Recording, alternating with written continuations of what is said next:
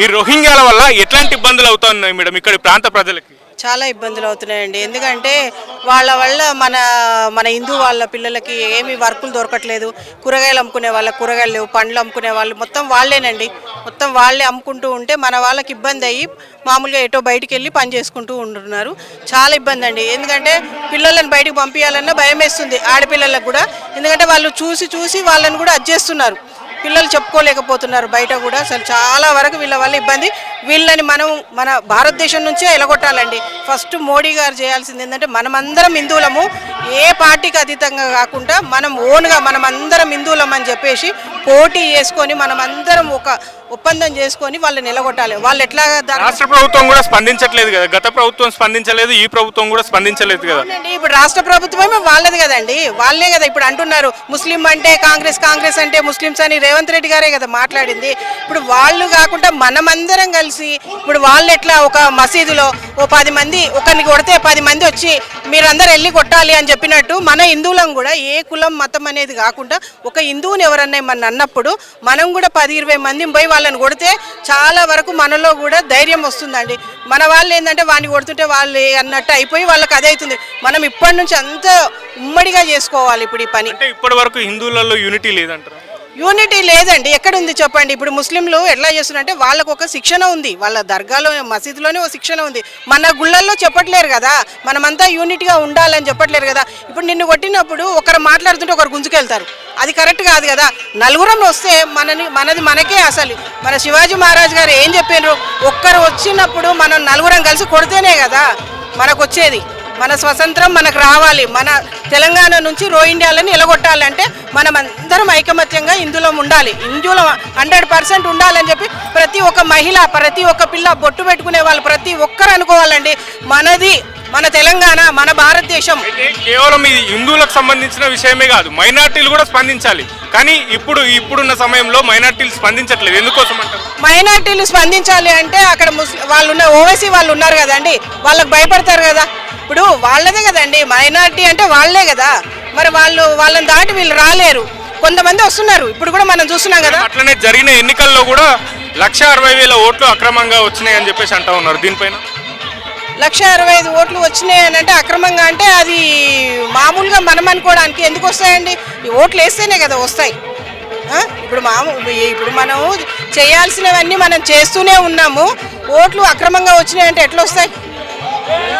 అది కరెక్ట్ కాదు మేడం. అట్లనే ఇక్కడ ఉన్న ప్రాంత ప్రజలకి రోహింగ్యాలకి ఎప్పుడైనా గొడవలైన సందర్భాలు ఏమైనా ఉన్నాయా?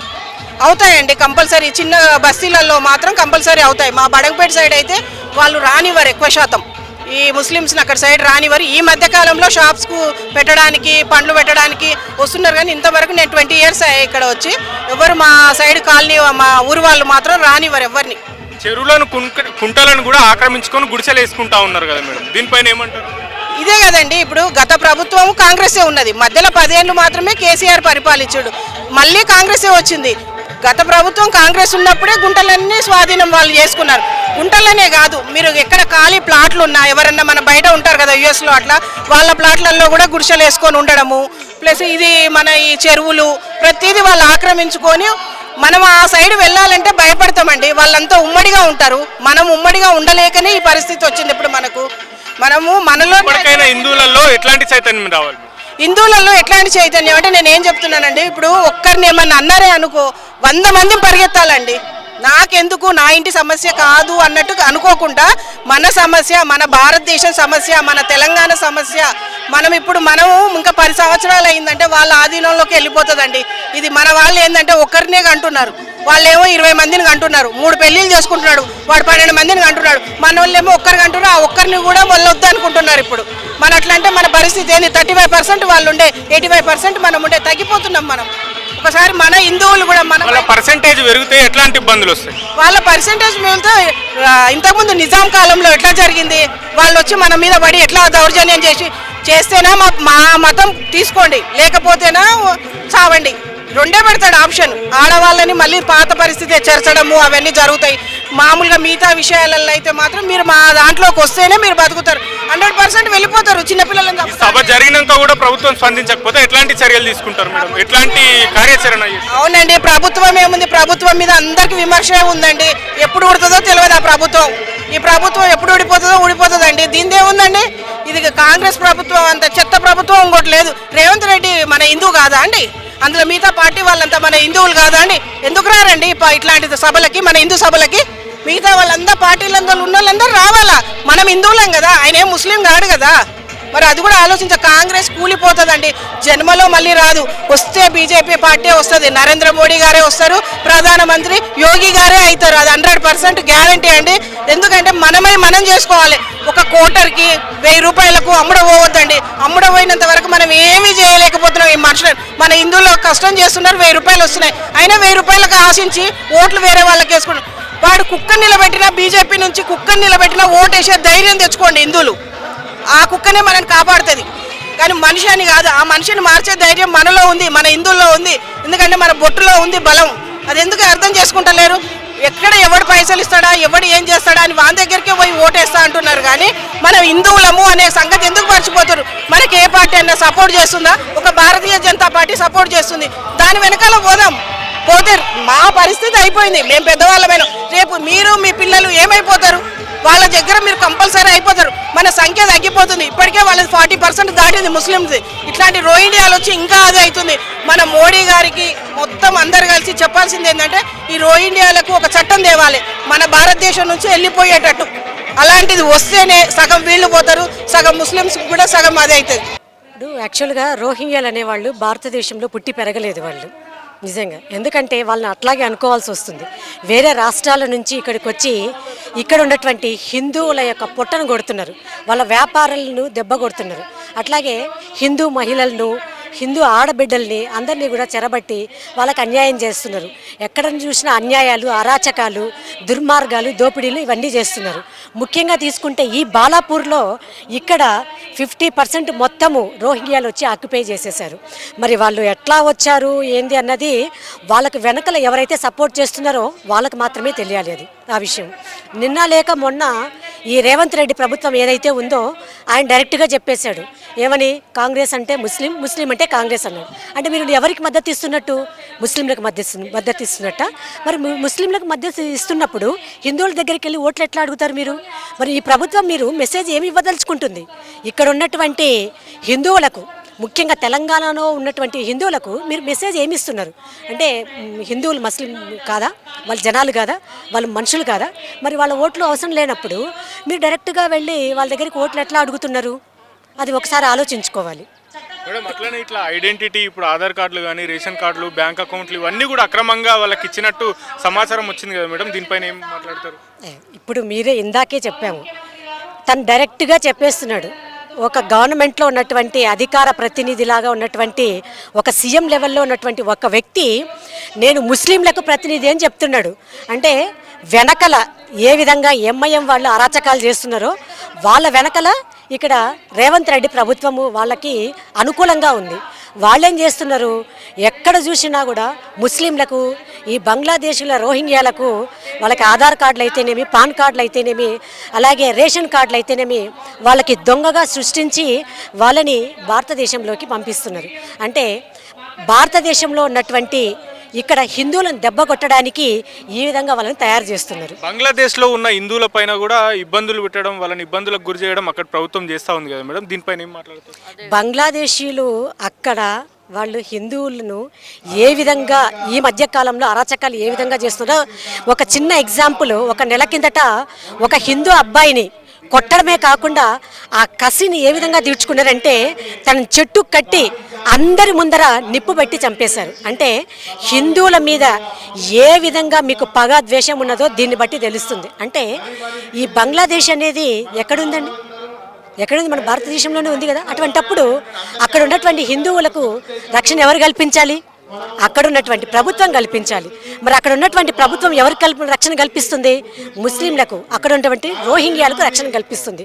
మరి అక్కడ ప్రభుత్వము నిద్రపోతుందో లేకుంటే చచ్చిపోయిందో కూడా ఎవరికి అర్థం కావట్లేదు. ఒక హిందూ అబ్బాయికి అలా జరిగింది అంటే మనం ఏ విధంగా ఆలోచించుకోవాలి? మన భారతదేశంలో ఉన్నామా లేదా పాకిస్తాన్లో ఉన్నామా? మనం ఒకసారి ఆలోచించుకోవాలి. అక్కడ రక్షణ కల్పించాల్సినటువంటి ఒక గవర్నమెంటు వెనకలుండి వాళ్ళనే ప్రోత్సహిస్తుంటే ఏం చెప్పాలి? తల్లి పాలు తాగి తల్లి రొమ్మునే గుద్దినట్టు ఉంది ఈ వ్యవహారం. ఇప్పుడు కూడా ప్రభుత్వం చర్యలు తీసుకోకపోతే ఎట్లాంటి కార్యాచరణ ఉంది మేడం నెక్స్ట్?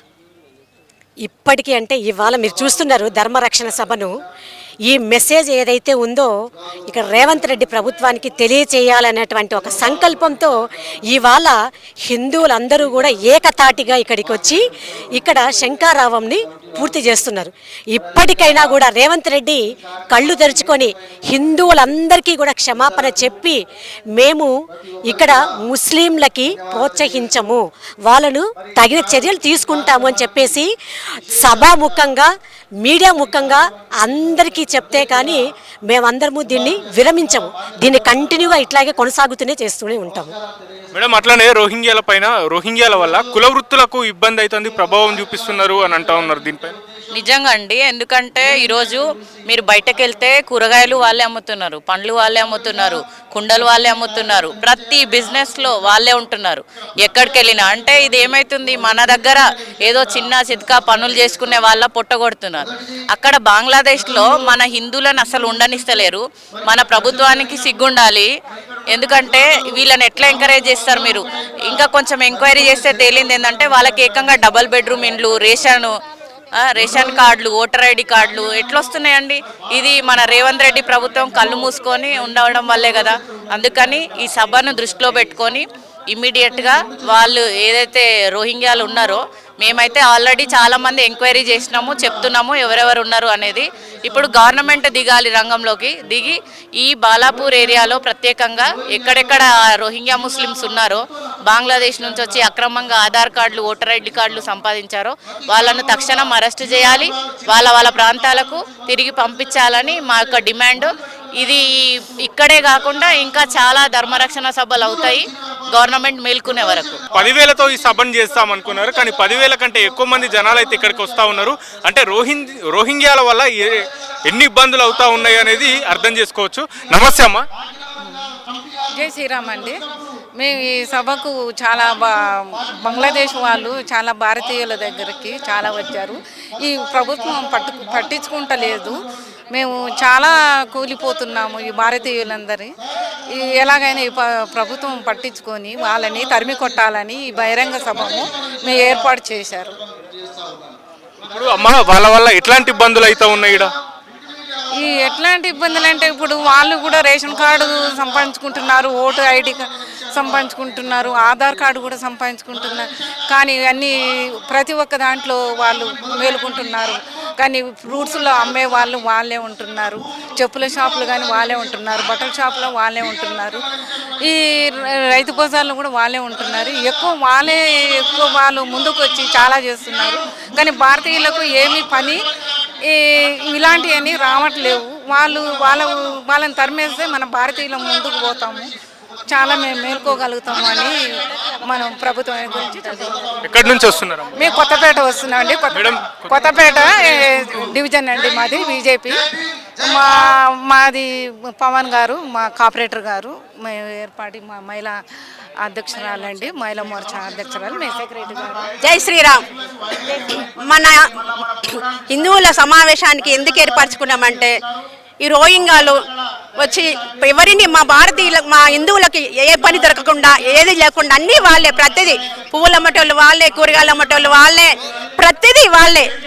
మా కులవృత్తి లేకుండా పద్మశాలీలకు బట్టలకైనా మంగళోళ్ళకి కటింగ్ అయినా అన్ని ప్రతి దానికి వాళ్ళే వచ్చి మాకు ఏది లేకుండా చేస్తున్నారు. బంగ్లాదేశ్లో అంతమంది ఈ ఊత కోత కోసుకుంటూ ఇది చేస్తుంటే కూడా మా హిందువులు ఏకమైతే చేయలేదంటూ తలుసుకుంటే ఏం చేయలేదు అనుకుంటారని ఈ బహిరంగ సభ ఏర్పాటు. 10,000 మంది, లక్షల మంది వస్తారు హిందువులు లక్షల మంది వచ్చి ఇలాంటి మన రేవంత్ రెడ్డి మేలుకొని అన్ని క్షమాపణ చెప్పాలి అన్నిటికీ. రోహింగ్యాల పైన ఇంత పెద్ద సభ చేయడం ఫస్ట్ టైం, ఎట్లా అనిపిస్తుందమ్మా? జై శ్రీరామ్ అందరికీ. మాది కొత్తపేట డివిజన్. రోహింగ్యాల పైన అంటే ఇప్పుడు మన భారతీయులు బంగ్లాదేశ్ పోతే మనల్ని అక్కడ ఏదైనా ఇప్పుడు ఏదైనా చిరు వ్యాపారం పెట్టుకోవాలనుకున్నా కూడా వాళ్ళకి లేదు. ఇప్పుడు 6 కోట్ల మంది జనాభా ఉన్న దగ్గర మనకి ఇక్కడ 1 కోటి మంది జనాభా వాళ్ళే ఉంటే మన బ్రతకడానికి చిరు వ్యాపారులు ఏదంటే ఇప్పుడు పనులు అయినా కానీ ఏవైనా కానీ ఏదైనా షాప్ పెట్టాలని మొత్తం వాళ్ళే ఉన్నారు. ఈ వాళ్ళ వల్ల వాళ్ళకి మన చేయాలనుకున్న మన హిందువులకి పని లేకుండా పోతున్నది. ఏదైతే లవ్ జిహాద్ పేరు ఏదైతే ఇప్పుడు ఈ రోహింగ్యాలు చేయబట్టి మనకి ఇక్కడ పని అన్నది లేదు. అక్కడ వాళ్ళు ఇక్కడికి రావడము, ఇక్కడ ఆధార్ కార్డు చేసుకోవడము, ఇక్కడ ఓటర్ ఐడి చేసుకోవడము ఏదైతే ఉందో అదే మనకి ఇక్కడ వాళ్ళకు పూర్తి రైట్స్ ఉన్నాయి. ఇప్పుడు మన భారత ప్రభుత్వం అయినా కూడా మనకి ఏదైనా చేయాలనుకుంటే సొమ్మకూడది సోకకూడది, మనకు చేయాల్సినది అంతా వాళ్ళకి ఎవరో మనము కష్టం చేసి వాళ్ళకి పెట్టాల్సి వస్తున్నది. సో ఏంటంటే ఇప్పుడు వాళ్ళు బంగ్లాదేశ్ వాళ్ళు ఎట్లయితే వాళ్ళు ఒకటి అని అన్నారో మేము హిందువులం దేంట్లో మాత్రం తక్కువ కాదు. ఎవడైతే ఇక్కడ వచ్చి మాది ఇది అని ఉన్నాడో ఆ రోహింగ్యాలు హిందువులంతా ఒకటే అని చెప్పేసి తరిమి కొట్టేదాకా మాత్రం మేము పోరాడతాం. ప్రభుత్వం ఎట్లాంటి చర్యలు తీసుకోవాలి చెప్తారా? చెప్పింది కా బిడ్డ, అదే బిడ్డ. ఎక్కడ ఉంటారమ్మా మీరు? ఎక్కడ ఉంటారు? నేను ఇక్కడ బడంపేట గాంధీనగర్ బస్ స్టాండ్. అమ్మ ఇక్కడ చూసుకున్నట్టయితే చిరు వ్యాపారాలు మొత్తం వాళ్ళే చేస్తా ఉన్నారు. పండ్ల మీద దగ్గర పూల మీద కూడా పని వాళ్ళు కూడా వాళ్ళే వచ్చేస్తున్నారు. రోగ్యాలు పిల్లల్ని చంపుతుండ్రు. చాలా ఇది పెట్టే మరి ఇట్లానే జరుగుతుంటే చాలా డేంజర్. అసలు బతకడమే కష్టం పెట్టే. అసలు ఇప్పటికే ఇబ్బందులు అవుతున్నాయమ్మా. ఎట్లాంటి ఇబ్బందులు అవుతున్నాయి వాళ్ళ వల్ల? ఇక్కడ ఇబ్బంది అంటే వాళ్ళు ఇళ్ళలా పని మనిషిలాగా వచ్చేస్తుండ్రు. ప్రతి దాంట్లో వాళ్ళు వచ్చేస్తుండ్రు. బట్టే మొన్నటిదాకా మా ఇంటి ముందు ఒక ఆయన చెత్త ఎత్తుకుంటుండే, ఇప్పుడు సూట్ బూట్ వేసుకొని పోతున్నాడు. సైలెంట్ గా పనులు చేస్తుండ్రు బట్టే వీళ్ళు. సైలెంట్ గా పెద్ద పనులు చేస్తారు బట్టే వీళ్ళు. చూస్తూనే ఉన్నాం కదా, మొత్తం దేశమే పోతుంది చేతిలో నుంచి. ఇప్పుడు మన వాళ్ళు ఇంత మేల్కున్నారంటే చాలా ఇది బట్టే. అంటే వాళ్ళకు కూడా మనుషుల మంట ఉంది అవుతుంది బట్టే ఒకటేసారి. ఇప్పుడు బంగ్లాదేశ్ లో వాళ్ళ దేశంలో చూసుకున్నట్టయితే హిందువుల పైన చర్యలు తీసుకోవడం, హిందువులను కఠినంగా శిక్షిస్తా ఉన్నారు కదా. ఇప్పుడు మన దేశంలో ఎట్లాంటి చర్యలు తీసుకోవాలి వాళ్ళ మీద? ఏం తీసుకుంటారు? అక్కడేం తీసుకుంటారు అని సస్తనే ఉన్నారు కదా మన వాళ్ళు. అయితే ఏం చర్య తీసుకుంటుండ్రు బెటే? మనం హిందువులు ఏకమయ్యి మేల్కుంటేనే అవుతుంది బెటే. మేల్కుంటేనే అవుతుంది. మనం జాగ్రత్త ఉండాలి. నేనైతే అదే మాట అంటా బెటే. ఇప్పుడు అక్రమంగా ఓటర్ ఐడీలు తీసుకొని ఎలక్షన్లలో ఓట్లు వేస్తున్నారు. అదే విధంగా రేషన్ కార్డులతో రేషన్ కూడా తీసుకుంటా ఉన్నారు అన్న వాళ్ళే తీసుకుంటుండ్రు. రేషన్ కార్డు ఏంటి, మన ఇల్లే వచ్చి మన ఇంట్లో కూడా దూరి వాళ్ళు నా ఇల్లు అంటే మనం వదిలిపోవాలి. ఆ స్థితి వచ్చేసింది. ఇప్పుడు నేను 60 సంవత్సరాలు మా ఏజ్. నేను ఇక్కడే పుట్టినా. అప్పటి నుంచి ఇప్పటికి చాలా తేడా ఉంది బెటే. ఇప్పుడు ఏ ఇంట్లో అయినా, నీ ఇంట్లో అయినా కానీ వాళ్ళు వచ్చి సాయంత్రం దాకా నువ్వు వెళ్ళిపోతావు ఇంట్లో నుంచి. అది ఛాలెంజ్.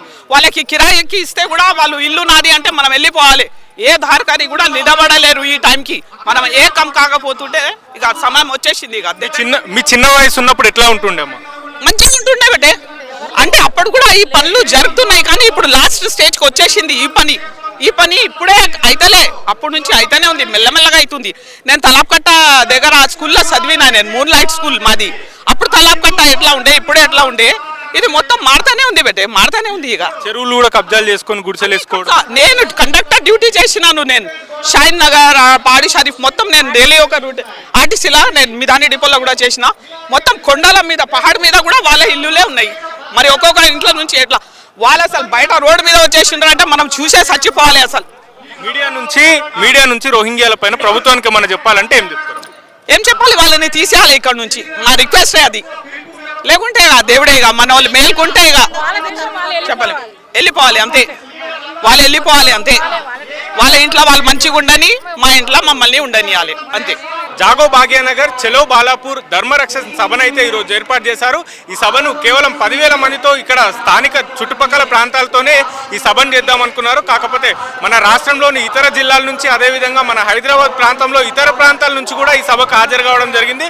కేవలం 10,000 మందే కాదు, 20-30 వేల మంది అంతకంటే ఎక్కువ మంది కార్యకర్తలు కావచ్చు, హిందూ బంధువులు కావచ్చు ఇందులో పాల్గొనడం జరిగింది. రోహింగ్యాలను తిరిగి అరెస్ట్ చేసి వాళ్ళ దేశాలకు పంపేదాకా కూడా మేము ఇట్లాంటి కార్యక్రమాలు చేస్తామని చెప్తా ఉన్నారు. ఈ కార్యక్రమం అయితే చాలా భారీ ఎత్తున జరుగుతుంది. కెమెరామ్యాన్ సీతారాంతో చరణ్.